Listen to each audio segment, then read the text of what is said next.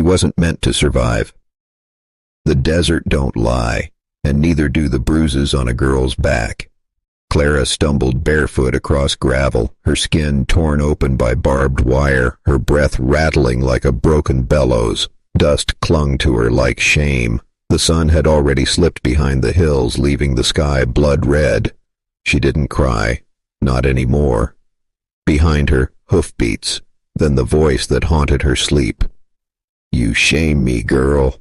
O'Riggins spat from horseback, reins loose in one hand, a bottle in the other. "A man feeds you, raises you, and this is the thanks?" She didn't answer, just kept limping. He rode slow, real slow, like he had all the time in the world to watch her crawl. Then he leaned down and muttered, "You die out here, Clara. Coyotes'll pick what I left behind." And just like that, he kicked his horse and disappeared into the twilight. She kept walking, one step, then another, blood from her ankles soaked into the dirt. She passed an old windmill, its blades screeching like ghosts, past a fence post she remembered from childhood, back when her mama's hands were still warm. Then she saw it, an old barn, barely standing. She collapsed behind it, the earth cold and cruel against her cheek. Her fingers clawed at the dust like she was trying to bury herself before the night did. Her voice cracked into the silence. "My truth destroys me." No one heard it but the wind. Somewhere far off, a coyote howled, and in the darkness, as her eyes fluttered shut, the world forgot she existed. But fate hadn't. Because not too far from there, a rancher named Elijah Rowe was saddling his horse, lantern in hand, eyes sharp and heart steady. He didn't know it yet, but he was about to find something broken behind that barn, something worth saving. And Clara, she didn't know it either, but this wasn't the end. It was the reckoning. The tree didn't care. It stood tall, gnarled, and ancient. Roots sunk deep like it was guarding secrets. That's where Bo tied her, wrists raw from the rope, back pressed to the bark, eyes swollen but wide open. The sycamore creaked in the wind, and above it storm clouds began to gather like vultures. "You speak to strangers again, and this is where you stay," Bo hissed, pulling the knot tight. "Sunset to sunrise. If the coyotes come, maybe they'll teach you manners." Clara didn't scream. She just stared at him, silent defiance. That made him angrier. Slap. Her head snapped sideways, hair tangled in her lip, blood on her tongue. He stepped back, eyes dark as pitch. "You think I won't leave you?" he growled. "You think I won't?" She swallowed the blood and said nothing. Then he laughed. The worst kind. The kind that made your spine ache. Bo turned, climbed onto his mare, and rode off, his shadow shrinking into the dusk, thunder rumbling behind him like the devil grinning. The rain started soft, then harder. Her cotton dress clung to her like a shroud. She shivered but didn't beg. Clara didn't beg anymore. Hours passed. The moon vanished. Only the wind remained, cutting across the land like a blade. Then the whispering began. Not from the trees, from her mind. Her mama's voice. "You were born in fire, Clara. You ain't meant to die tied to no tree." Her teeth chattered. Her lips moved. I can't. "You can." A shadow slithered near her feet. Rattlesnake. Its tongue flicked, eyes watching. Death in a single strike. She stared at it, unblinking. "Go ahead," she muttered. "Do it." But it didn't. It slid away. She was too broken for even nature to finish. Her hands tugged at the rope, over. The skin tore. Rope burned deep. Still she pulled. Blood ran down her fingers like ink. And still she pulled. The rain hid her tears, but not her rage. Out there in the night, no one was coming. Not yet. But she was making a choice. To live just long enough to ruin the man who tried to bury her. Morning came quiet, like it didn't know what happened the night before.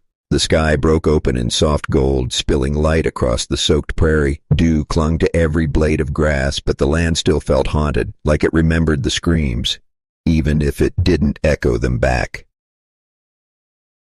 Elijah Rowe rode slow, his horse careful over the muddy rise. He was checking the north fence, same as he did after every storm.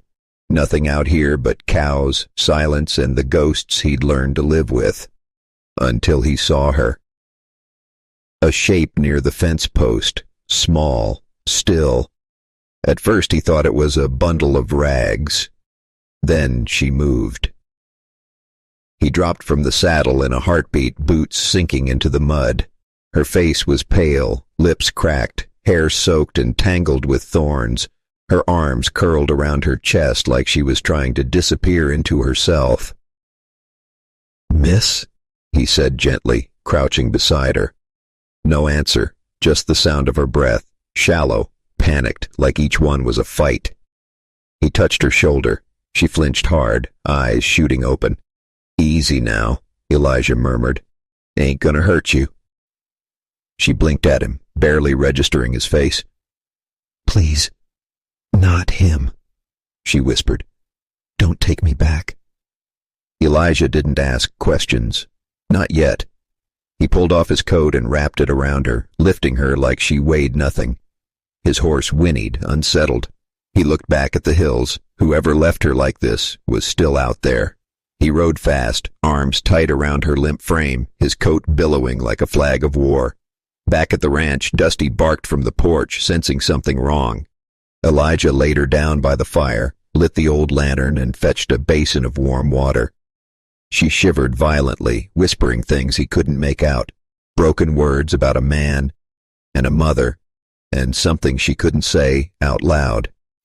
Elijah pressed a cloth to her bruised wrist. "Safe now," he said low.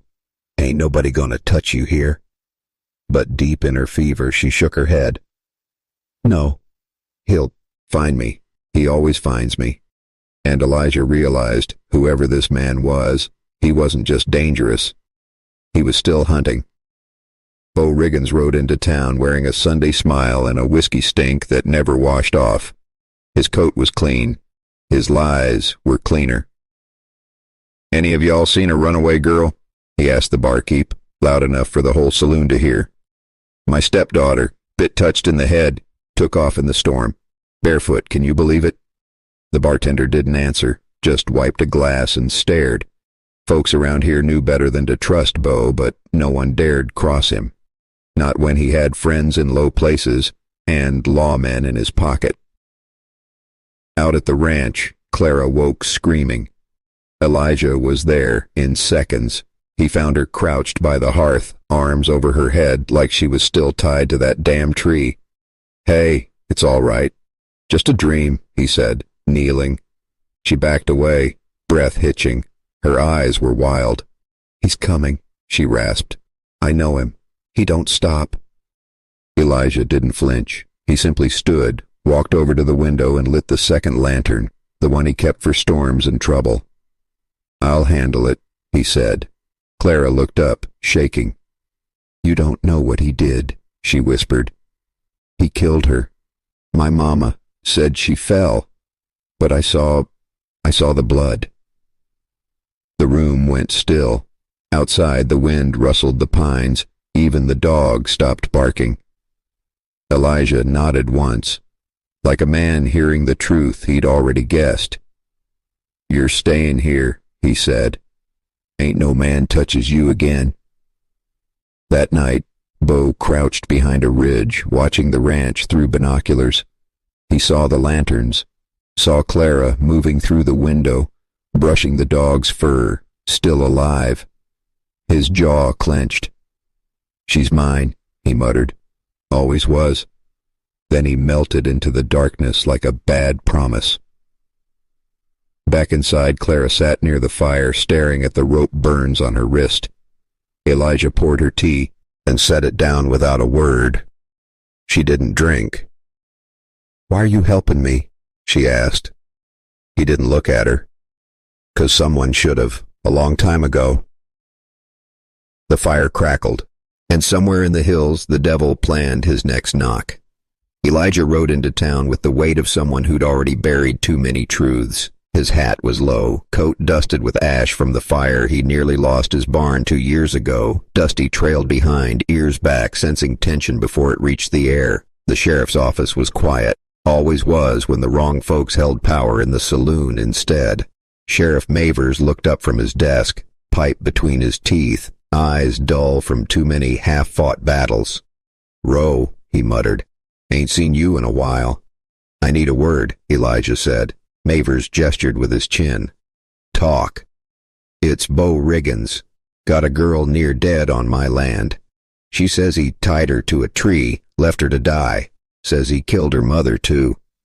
The sheriff didn't blink. "You got proof?" Elijah's jaw worked. "I got bruises, rope burns, fever dreams.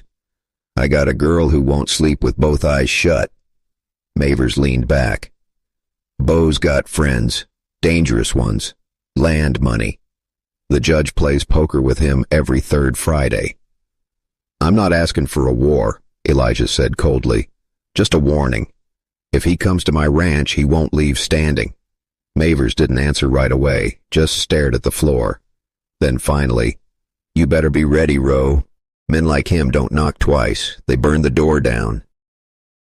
Back at the ranch, Clara stood shakily in the barn, petting Dusty as he leaned into her side. Her hands still trembled, but she was upright. That meant something. She picked up a rusted pail, tried to fill the trough. Water sloshed everywhere. Elijah appeared in the doorway, shotgun over his shoulder. "You don't gotta do chores," he said gently. "I need to do something," she muttered. "I hate feeling like a ghost." He stepped closer, set the gun aside. "You ain't a ghost. Ghosts don't bleed." She looked at him. "You believe me?" He nodded, eyes soft. "I do." A long sigh. Silence. Then she asked, quieter now, "Do you think he'll come?" Elijah's eyes shifted toward the hills. "No, I don't think." He picked up the shotgun again. "I know he will." And the sky darkened just a little as if it heard the same footsteps already coming. Night fell slow, like it knew what was coming. The moon sat low behind a sheet of clouds, dull and useless. Lanterns flickered across Elijah's ranch, one by the barn, one by the porch. Clara sat by the window, spine straight, eyes locked on the tree line. Dusty paced the floor, hackles raised, growling low. Elijah checked the shotgun one more time. "Get behind the hearth if they breach the door," he told her. She didn't answer, just nodded, hands curled into fists. Out in the distance, hooves pounded the dirt. 3 riders, maybe 4, torches, shadows dancing across the ridge like devils with fire in their fists. "They're here," Clara whispered. Elijah stepped outside, shotgun raised, coat flapping in the wind. Dusty bolted to his side, barking like thunder. The torches closed in, voices loud and slurred. "Well, well," Bo Riggins called out, drunk on rage. "Rancher plays house with a liar." "I ain't playin'," Elijah said, "and she ain't lyin'." Bo's gang circled the yard, guns drawn, faces hidden behind scarves, and hate. "I just want what's mine," Bo hissed. "She belongs to me." "Not tonight," Elijah growled. "Not ever again." The first shot cracked the silence. Then hell opened. Gunfire erupted, wood splintered. Dusty charged and tackled one of the riders. Elijah ducked behind a water trough, returned fire with deadly aim. The barn caught first. Hay ignited, flames leaping toward the night sky like a warning. Clara ran to the back door, heart thundering. She grabbed a rusted hatchet, hand shaking but ready. Bo kicked the front door in, rifle in hand, eyes wild. "You think you can hide her from me?" he snarled. "You think she's safe?" Elijah fired and missed. Bo slammed into him, knocking the gun away. Fists flew. Blood hit the floor. From the shadows, Clara appeared, hatchet raised. Bo grabbed her wrist mid-swing. "Stupid girl," he hissed. "I made you. I own you." She headbutted him, hard. He stumbled back. Elijah grabbed the fireplace poker and drove it into Bo's ribs. Bo screamed and retreated, bleeding, stumbling toward the dark. The fire lit the yard orange and cruel. Smoke curled into the stars. Clara dropped the hatchet, chest heaving. "He's not done," she whispered. "No," Elijah said, wiping blood from his lip.